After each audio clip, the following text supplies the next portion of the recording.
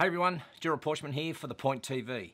Well, Justin Trudeau just might be the wokest politician of all mankind. Sorry, make that people kind. Amid the hashtag MeToo and hashtag Time's Up firestorm of the past few months, he's been biding his time, waiting for the perfect occasion to throw his virtue-signalling voice behind the feminist cause. And it finally came last Friday night when he addressed students in a Q&A at McEwan University in Edmonton. In the video footage just released, a young woman from the World Mission of God, a non-denominational church guided by the ideals of God the Mother, stood up to ask him a question. The Canadian Prime Minister then interrupted his young constituent to issue a correction, cutting her off when she mentioned mankind. He said, "We'd like to say people kind, not necessarily mankind, because it's more inclusive." Take a look. Eternal love is the love that's going to change the future of mankind. So we'd like you to look we like to say people kind, not necessarily mankind. What a bully. Fancy the Prime Minister of Canada openly chastising a young girl, belittling her in front of her peers and now millions of people. Now that was unnecessary and childish behaviour. He cares way too much about political correctness and too little about common decency. It seems like he also saw fit to single-handedly rewrite the English language. There is no such word as people kind, and he's wrong too about the etymology of the word mankind. It dates back to a time many centuries ago when males were called wormen and females wifemen.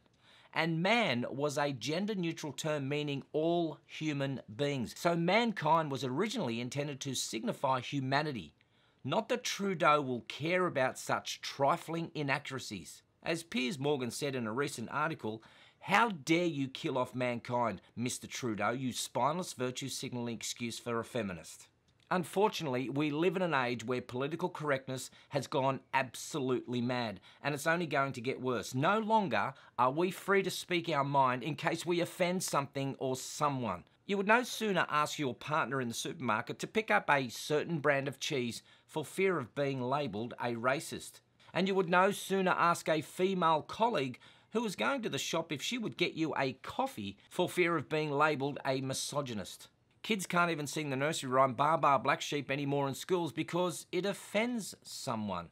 Give me a break. I honestly think people like being outraged at the thought of being outraged. You see, the more outraged you are on issues, the more retweets, likes and shares that you will get on your beloved social media. Now check out some of these examples that are now politically incorrect. A council in the UK has banned the term brainstorming and replaced it with thought showers as local lawmakers thought the term may offend epileptics. A recruiter was stunned when her job advert for reliable and hard-working applicants was rejected by the job centre as it could be offensive to unreliable and lazy people. Even here in Australia, Santa Claus in Sydney was banned from saying ho ho ho. Their employer, the recruitment firm We Staff, that supplies hundreds of Santas across Australia, allegedly told all trainees that ho ho ho could frighten children and be derogatory to women. Why? Because ho ho ho is too close to the American, not Australian mind you,